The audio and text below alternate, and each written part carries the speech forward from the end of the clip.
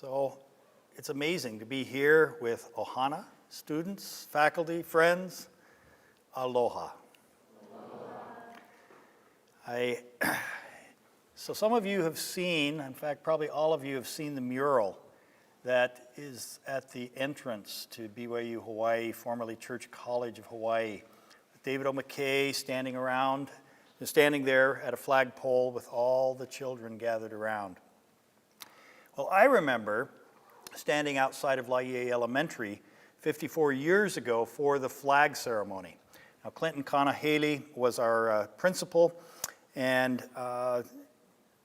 some of us had shoes, and others chose not to wear them.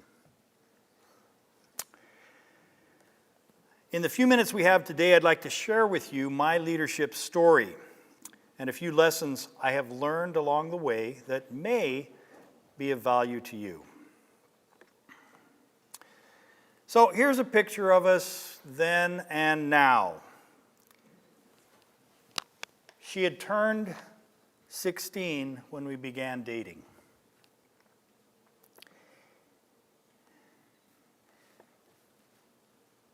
As we began our career together, there were several early lessons which affected the direction in our life. My first job related to what I was studying in school.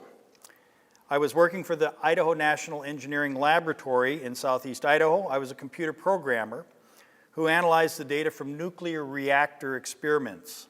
This was back in the days before personal computers, back when we still worked with punch cards, mainframes, and Fortran. The lessons I learned while working for the government was I do not like working for large companies. As I calculated and looked at people around me, I thought that only about 20% of the people were actually working. The other lesson I learned is that I did not want to write computer code forever.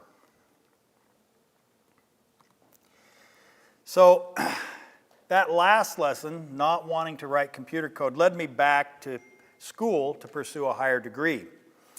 I began working with Pete Clark, a professor at BYU, studying the effects of couponing on the sales of dog food. So they used to be a lot more popular, these coupons. You take them to the store and get a discount. We tried to estimate what the effect was, whether use of coupons increased sales or whether we just lost money. As a part of the MBA program, I took a course in business ethics. I received a good grade in the class, but the lessons truly did not affect me. I believed that I was a good person and that was all I really needed to know about business ethics. It wasn't until later on in my career that I understood truly what it meant to be honest in your dealings with your fellow men. After graduation, Debbie and I moved to Boston to work for a business startup. We grew from a company with only 20 employees to 450 employees in the first year. Part of this growth was the acquisition of Wharton's Economic Forecasting Associates model, which was founded by Nobel Prize winner Lawrence Klein. We used their models to forecast quarterly world economic growth. Again, we were still using mainframes at the time. At the end of the year, there was widespread disagreement as to the future direction of our company. Imagine growing from 20 to 450 all in 1 year. There was a banking group, there was a marketing group, there was a forecasting group. All had conflicting ideas. Unbridled growth can cause a company to lose direction. I joined another startup in the Boston area that began using microcomputers and write a software package to produce charts for business. I was hired as a product manager, but because of my background, I spent an awful lot of my time writing code so that we had a product to sell. I was promised ownership in the company. The president was a member of the church who lived in my stake. A venture capital firm gave him some money to begin the business. So I wrote software, but at the end of the year, I was fired to prepare the company for acquisition to make the financials look better. Verbal promises of ownership are not binding, not even from church members, and especially not from family members. In writing preserves relationships. This was a hard lesson in business ethics. Now, shortly after they fired me, the venture capital firm sold the company to Lotus Software. Now, Lotus had a product called 123. This was the predecessor to Excel. They sold it for over $1 million. It became a product called GraphWriter, and the company made millions on that product. Venture capital companies can be dangerous to your career, as you may no longer be in control. Now, when I was at kind of my lowest point, here I was, had an MBA, out of school, living in the Boston area, just got fired just before Christmas. Pretty depressed. Spent a lot of time on my knees saying, Lord, what do I do next? And I thought it was interesting. The Lord answered my question with something I wasn't expecting. He didn't tell me about what to do next in terms of my career. He told me, you will have many jobs in your life, and they will change. But what won't change, and will also bring you lasting joy, is your wife and children and family relationships. That lesson became an important part to my future and to how I made decisions.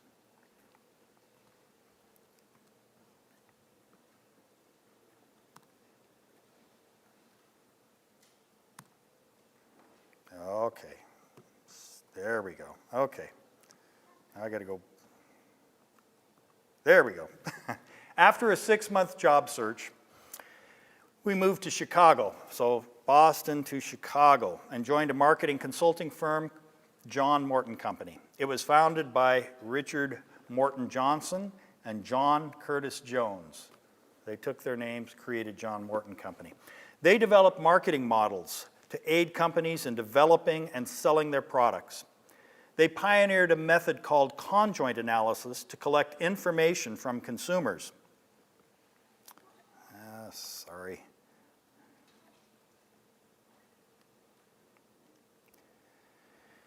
A couple lessons I learned there. One, consulting requires you to work under your clients' deadlines. That meant for me, I frequently was in the office on Saturdays. They encouraged me to come in on Sundays. I said, no, I'm not coming in on Sundays. Clients imposed deadlines on us. Before I left John Morton Company, the year before I left, I think I had 100,000 air miles in that 1 year.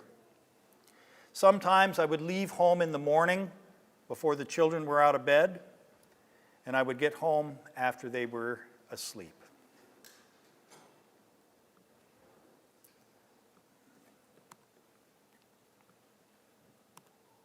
Okay. So Rich Johnson began a software company. He was one of the founding partners of John Morton Company. And he started a software company called Sawtooth Software. In Sun Valley, he used tools developed for a variety of clients. He approached the partner, Curtis Jones, about inviting me to come join him in Sun Valley. And this was another important lesson in ethics. So the partner wanted to take me away from John Morton Company. I was manager of technical services at John Morton Company. He approached the remaining partner and said, can I invite Chris? Even before talking it over with me. Now for me, because of the track I was on as a consultant, I was eager to get away and come back to that original lesson that family, wife, family relationships are so important. So my move to Sawtooth Software, I was given a guarantee of 10% ownership in writing. My salary went down because, again, this was kind of a business startup. We moved from Chicago to Sun Valley, Idaho. In the first 2 months, our sales did not cover our payroll. My wife stayed in Chicago for a little while to try to sell our house, and this might have been a very short-term job. But one of the big differences in the software industry, we were under our own deadlines and not those imposed by others. There were no venture capitalists or involved or any consulting clients that we needed to satisfy. Okay, let's see if I can. So this is where Sawtooth gets its name. The Sawtooth Mountains in Idaho, located near Sun Valley. We were founded in 1983.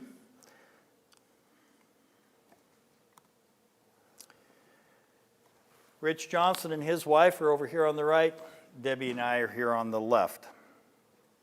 Next, I will explain some of the principles we use to create Sawtooth software. First of all, let's start with the mission statement. The company exists to meet individual and family goals. Now think about that. What is the vision statement of most companies? Okay? It was not created to benefit customers. It was not created to benefit venture capitalists or any outside interests. The company was founded to benefit us as people.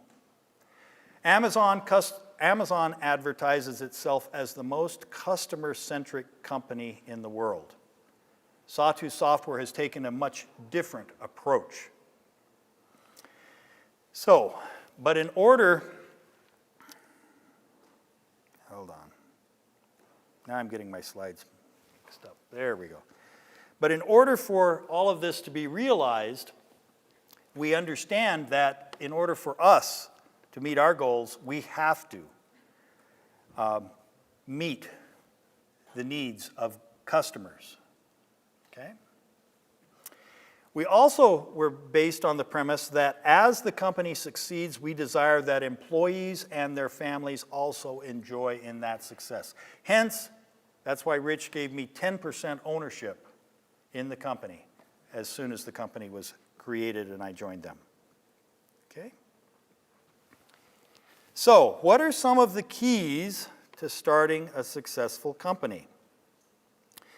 First of all, the company is 100% employee-owned. There's no outside debt.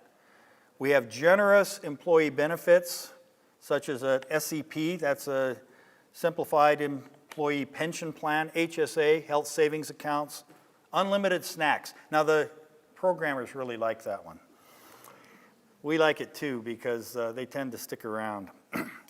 Now, if an employee stays with the company, we make them an offer to become a shareholder in the company. We meet together weekly as a staff meeting. Most decisions are made by consensus. If an employee is to leave the company, they are required to sell their shares back to the company, part of the agreement for receiving shares. Now, in an S Corp, profits flow through to the shareholders. You don't need to be a large company to be profitable. So, we've had various companies over time try to acquire us, and we always come back to the question, why would we sell our company to you? What benefit is there for us? We manage the company, we manage the profits, enjoy in the profits, and there's no real reason. Many of the offers that we've actually received over the time, we said, well, if we just look at our profits over the next 3 or 4 years, that's how much you're offering us for the company, and we would be giving up our own destiny or our own ability to control our future. We emphasize profit over growth. We believe that fiscally responsible employees who remain with Sawtooth for their entire career will have over $1 million in their retirement and savings accounts when they retire. Pretty cool, huh? So, we also had a rainy day fund. We didn't have any outside shareholders, so we were only worried about ourselves. We'd established a rainy day fund. We had money put away in case economic times turned bad. We've only had a couple of those in our history. We've never had to lay anyone off. We maintain normal hours and internal deadlines. We understand that in order for an employee to be successful and not burn out, at about 5 o'clock, they need to go home. And I would actually go around the office kicking people out of the office saying, it's time to go home. You need to go do something else. Because that really led to long-term tenure for these employees. In fact, in the first 15 years of the company, after I'll tell you about it in a bit, but we moved the company from Sun Valley, Idaho to Sequim, Washington on the Olympic Peninsula. And once we were on the Olympic Peninsula, I think we only lost maybe 2 or 3 employees in the next 15 years. One of them to retirement and 2 of them decided to go somewhere else, okay? Pretty good retention. And if you retain employees, if they feel a part of it, if they feel that they are benefiting by being a part of the company because they have ownership in that company, then there's a really good reason to stay around, and other offers are not that attractive. Okay? So, our belief was that we invest in people and not in real estate or fixtures. When I first joined the company, my desk was a door that was stretched across 2 filing cabinets. So, the interesting thing about software is the second unit you sell costs you almost nothing except in support. So it's very scalable. If employees own the company, they are less likely to leave. There's a family feel. Team building. We used to bring the entire company to Hawaii every other year. Kids, wives, everyone included. We did that for many, many years. Now we're getting a little large, and that's a little more difficult to do. But in the early years, we had some wonderful trips back to Hawaii. We also understood that if we outsource development, and if there is a problem, you can't fix it. So we did not outsource anything. Everything is internally developed. And finally, the point I want to make is that, hold on.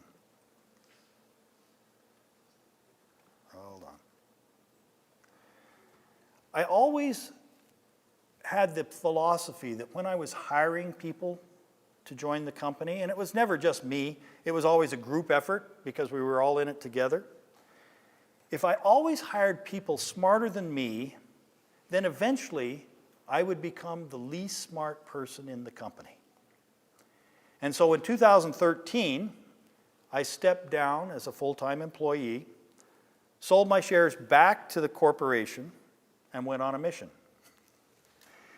We have an excellent president, Brian Orm, who provides great vision and new ideas, and our vice president, Gary Baker, has a CS undergraduate degree and an MBA, and he basically leads all of our technical development. So, hiring people smarter than you, you shouldn't ever feel threatened in doing so, because eventually you become obsolete and can leave, okay?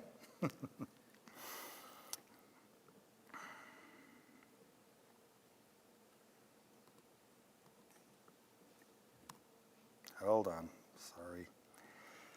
So, some of the keys to success are to, at least our key to success. For those of you who have built regression models, you know that there are many ways to misspecify a model. At Sawtooth, we have analyzed thousands of data sets and compared predicted with actual outcomes to solve business problems. Although you may not understand all the math in our published formulas, they are intuitive and understandable. Word of mouth is how people find out about our company, which means we don't need a sales force out there selling the product. We regularly survey our customers to make sure they feel we are their partners in marketing research. All of our algorithms are published. Some of them we created ourselves, and others were shared with us by professors and other professionals. This is our main R&D arm. Sawtooth software conferences are held every 9 months, alternating in Europe and the US, and have become a forum for exchanging ideas for the industry. We even invite our competitors to present papers to our customers.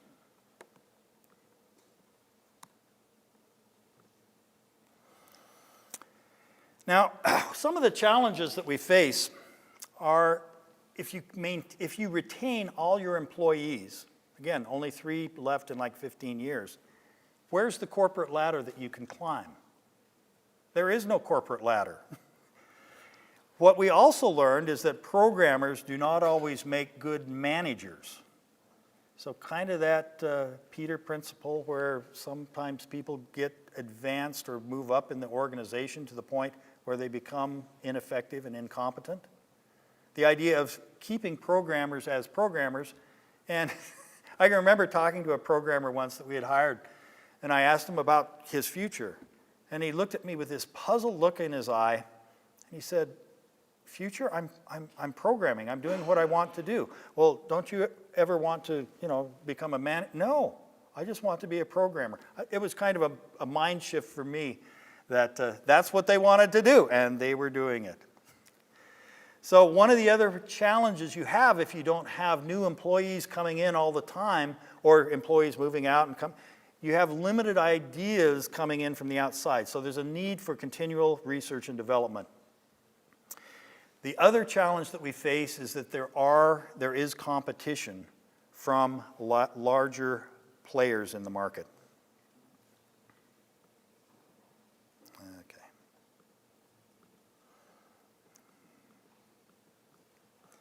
Okay, here we go. So this is the first machine we used when we began developing our software at John Morton Company, the famous Apple IIe with a 5¼ floppy diskette and 48K of memory. So we have moved on. Whoops, sorry, let me go back. From the Apple IIe, we went to the IBM PC. From the IBM PC, we went to the IBM PC Junior. That was a fail. None of you will ever remember that product. We went from DOS operating system to Windows, Windows to web, and now we are doing software as a service. So sales and everything software as a service. We've had to make those technological leaps along the way to stay in business. We couldn't be content. In 1994, the company moved from Sun Valley, Idaho, where we had our roots, to Sequim, Washington. The company then relocated to Orem, Utah in 2011. This was about the time that I started to take less and less of a role in the company. I did not move to Orem. I stayed in Sequim, Washington. At that time, we had about 12 full-time employees. Most recently, we've relocated from Orem to Provo. We bought a building that should house us for about 15 years. We have 32 full-time employees and 6 part-time employees. That's a group of our motley crew there. Okay. So who are our customers? Marketing research and consulting firms. That's our forte, is marketing research. Or large companies with market research departments. Universities, government. We sell about 60% domestic, 40% international. Okay, so now I'm going to show you a short video. Hold it. That introduces you to our products, and then we'll follow up with a study that we recently did for the Polynesian Cultural Center. Okay? Get my technical expert here to help me. You plan to bring a new product to market, and you have a lot of choices to make. But you don't want to waste time, money, or maybe risk your company's reputation by making the wrong decision. What if before you went to market, you knew exactly which combination of product benefits would help you capture the greatest share? With Sawtooth Software's Choice Simulator, you'll take the guesswork out of your development and strategy. Using your conjoint survey results, the Choice Simulator simultaneously analyzes thousands of possible product combinations, helping you understand the value consumers place on each feature of your product and potential market reactions to feature trade-offs. What if your product is first to market? The simulator can tell you which combination of features and benefits will attract the most consumers. Or what if you're entering a competitive market? The simulator can help you determine how your product will stack up against your competitors. The best part of the simulator? It's simple. In fact, it's so simple and effective that many successful companies and organizations across the globe are using it now. Are you ready to launch a product or service that's fully optimized to meet consumer demands? Try a free demo of the Choice Simulator today. To find out more, contact your research provider or visit us at sawtoothsoftware.com.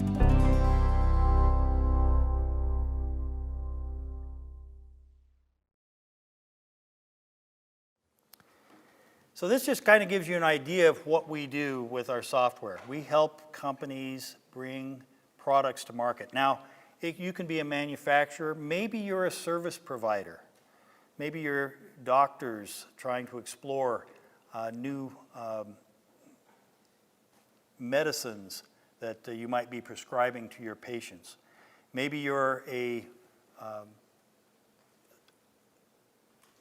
financial institution. You want to bring a new checking account to the market. You want to see and test these ideas prior to actually coming to market. Those are the types of products, those are the types of tools we provide industry to help make those decisions. Okay. I'd like to tell you a little bit about a study that we recently did using the software. In the fall of 2017, Professor Huff's class conducted a focus group to suggest improvements to the Hukilau marketplace. So we conducted what we call a max diff study, where we show guests 4 things at a time and ask them to pick the best and the worst option. We collected data from about 154 respondents, and that's the makeup, many of them residents, some of them non-residents. Okay. So what we found, this is the max diff results. I know it's a little tiny, it's really hard to see up there, but the top choices for improvements at the Hukilau marketplace were 1, a farmer's market, a concert music series, and 3D art in the marketplace. Okay choices were a malasada truck, a Thai truck. The bottom choices were a noodle sushi truck and lawn games in the grassy areas. Now, for various reasons, Hukilau Marketplace was unable to implement the top choices, so they moved on down the list. Okay? This is the kind of information so that we actually tested it with locals and with guests to find out what things would enhance the Hukilau Marketplace before actually having to try them. You can save a lot of money and eliminate a lot of guesswork in terms of planning. Okay? So those are the kinds of things we have done at Sawtooth Software. I've done it in my career, but let me just give you a few takeaways from this presentation. Number 1, marry well. Absolutely critical and important, especially for me. I need someone to control me. So my wife and I actually make a great team. So begin today to decide and set your career goals. Decide what your family, life, and work balance will be. Decide what is sufficient for you. Because when I stepped down as, I think at the time I was vice chair of the company and CFO, when I stepped down, I basically sold all my shares back to the employees to keep this model running of if you're an employee, you know your efforts are you're going to see the benefit of your efforts. Next one, always get agreements in writing. None of these verbal promises. That is so important. I was pretty bummed when I got fired from that company early on in my career. There are many different paths to success. You do not need to follow the Amazon model. There are other models that will make you successful. And profit is more rewarding than growth.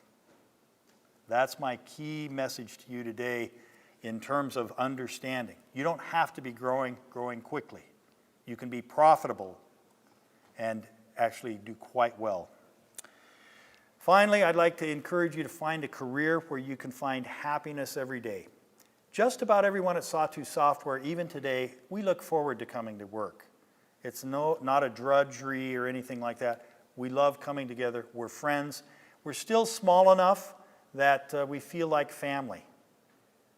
And sometimes there's a lot of advantages to having that family feel, as opposed to that first company I joined where we grew to 450 in 1 year. Okay? So I'd like to thank you for your time today. That's basically my presentation, but I have to do some advertising here. We are looking to hire another student in our Strategic Development and Research Office here at the PCC. We'd encourage you to apply.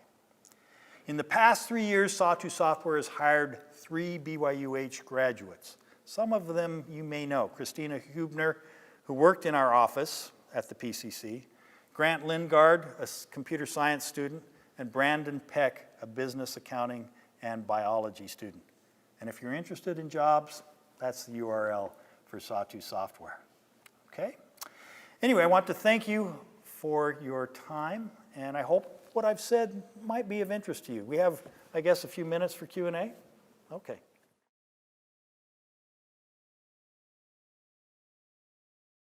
Back here, yes. State your name and where you're from. Hi, I'm Austria. I'm from Hong Kong. I'm a senior major in supply chain operation. Just wondering about the job position. What is your expectation and responsibility of this position? So we have many positions within our company that, can you hear me if I'm standing away from the mic?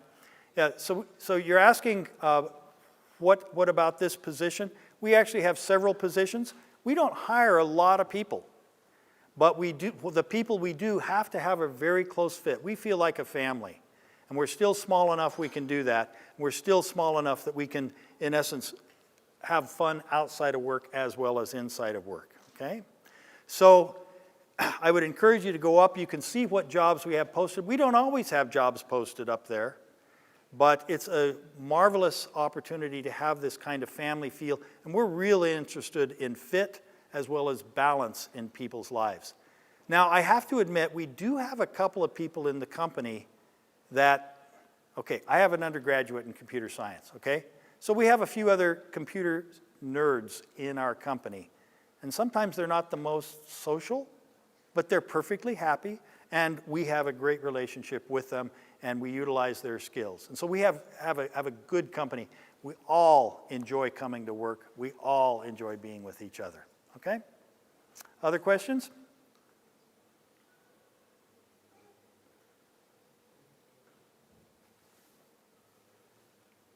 Hi, my name's Scott Springer. I have a question for you. Looking back on your career, what's the biggest mistake that you have made? What did you learn from that mistake that perhaps you can enlighten us on? That's a great question. So when I was living in Boston and joined Graphic Communications, that was probably the biggest mistake. I poured my heart and soul into this business startup. I did not have anything in writing. And even though this was a good member of the church, a friend, in the long run, I was fired from the company because it was being acquired.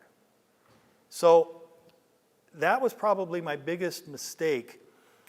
My other mistake might be that when I was working for John Morton Company, I was putting in a lot of hours.